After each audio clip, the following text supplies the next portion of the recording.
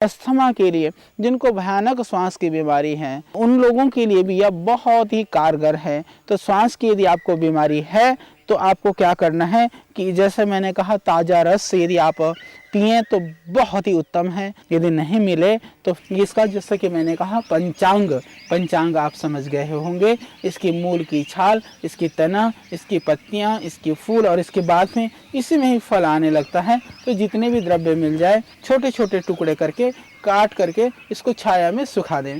छाया में सुखाने के बाद में शीशी में भर के रख लें। लगभग 10-15 ग्राम वासा के क्वाथ को लगभग 400 ग्राम पानी में आप उबालें।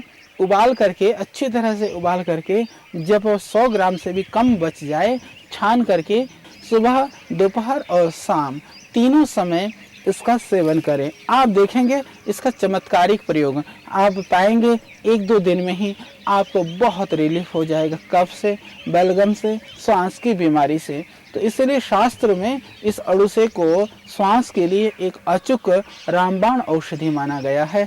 इसीलिए कि रक्त पित्त क्षय काशी किमर्थम अवसीदति।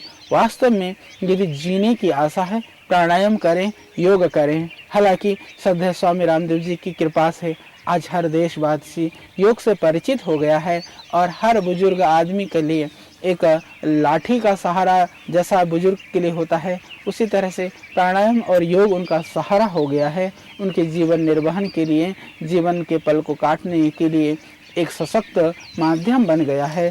और हमारे जागरूक मेरे भाई और हमारी बहनें भी आज योग को अपना करके नया जीवन प्राप्त कर रही हैं। तो मैं चाहता हूँ इस जड़ी बूटी के संदर्भ में भी हमारी जागृति, हमारी चेतना बहुत बढ़े और हम देश को रोग मुक्त करने में एक सशक्त माध्यम हम जान सकें। क्योंकि इन जड़ी बूटियों का ज्ञान जब तक नहीं पहुंचेगा हर व्यक्ति तक, तब तक इस देश को स्वस्थ देखने का जो स्वप्न है वह साकार ना हो पाएगा।